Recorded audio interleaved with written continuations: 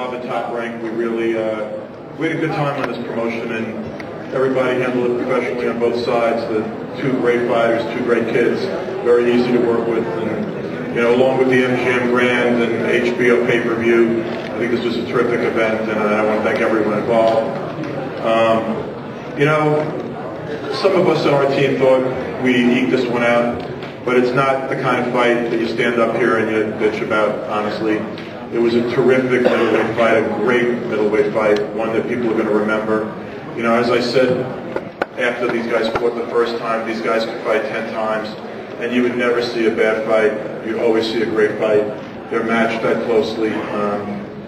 I'm really, really proud of Jermain Taylor tonight. I think the only night that I was prouder was when he beat Hopkins, and I'm truly proud because he fought an intelligent fight, fought a fight against a bigger guy, and he came up a little bit short in the eyes of the judges. I think some people saw it differently, but it was a kind of fight that was hard to score. It was a kind of fight that was give and take, that was close. We take nothing away from Kelly Pavlik. We give him all the respect in the world. He's a terrific fighter. But I promote a terrific fighter. And I think this answers all the questions about should he have taken an immediate rematch, or whether there should have been an interim fight. What would an interim fight have done? You saw the kid get out there, and you saw two terrific fighters, evenly matched in skill and talent and heart. Get out there, give everything they had in a tremendous matchup. The questions about Ozell Nelson in the corner. Well, you saw, I think, the best performance by Jermain Taylor since the second fight with Bernard Hopkins. He was terrific in there tonight. We're proud. I'm going to just turn it over to Jermain to say a couple of words, and then we'll open it up for questions.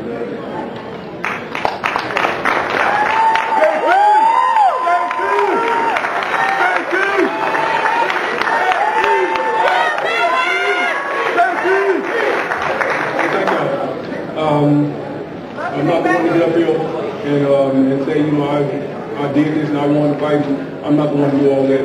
It was a great fight. He came to fight his best fight. And I trained my butt off. I promise to God, I worked 110% in the gym. It just didn't go my way. But I give all credit to Kelly. He came out there, he did his job. I want to thank all my fans from Arkansas.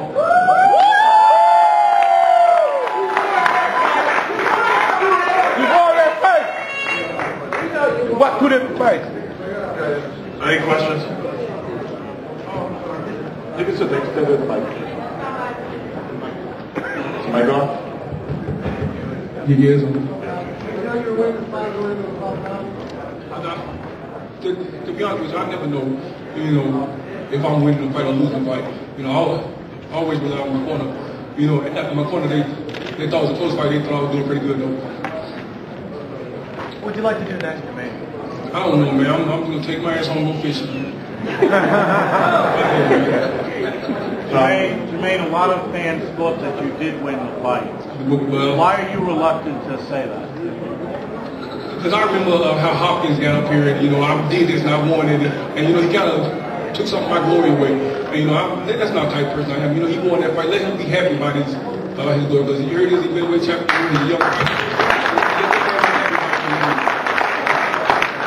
There is good sportsmanship left even in our business.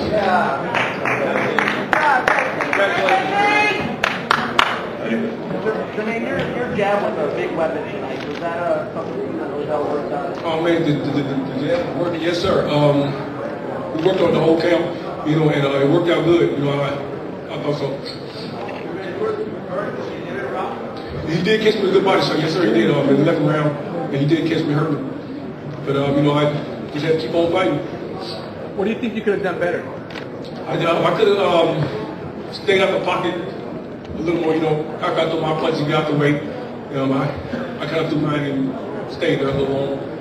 But I did not take it back to the gym and work on it. If you get a main event like this every time boxing puts on a big show, we wouldn't have any problems with competition from MMA or anything else, because this is what it's all about. This is what people come to see.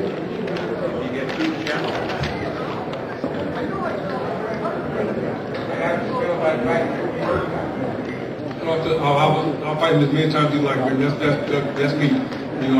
I'll be glad to fight him. I wish he would take it. And to Kelly's credit, actually, he walked across the ring and said, this fight's going to happen again someday.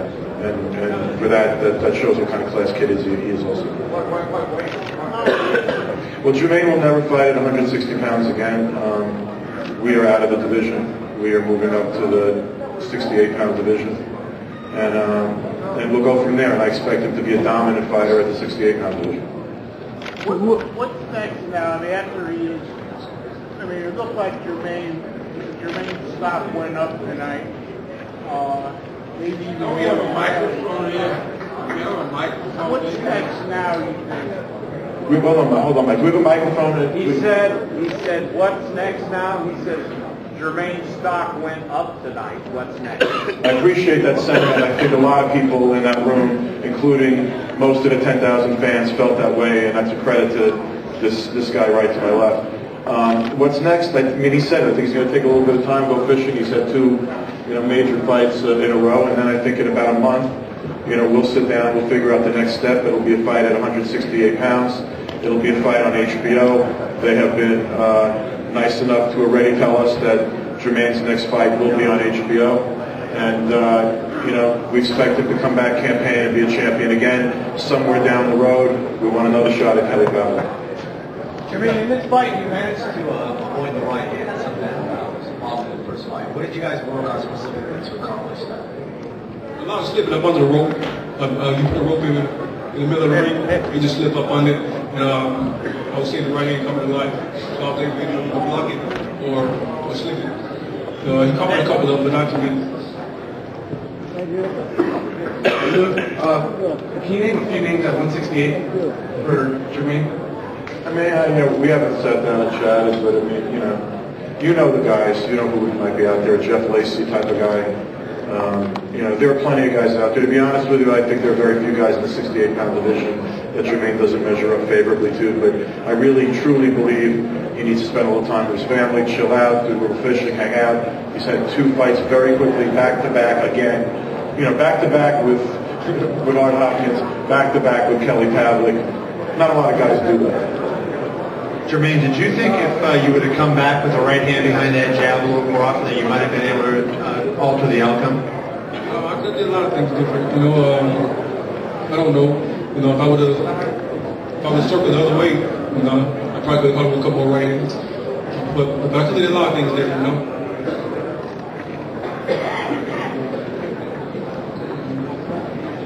Anybody else? Right here. Jermain, it looked like you were countering his left hook to the body pretty much all night. Is that something you were working on in the gym or something you just saw in the ring? Because you were popping him with right hands. Something I saw in the ring. I started going to his body, he started going to mine. It was a great fight all the way around. I give it to him.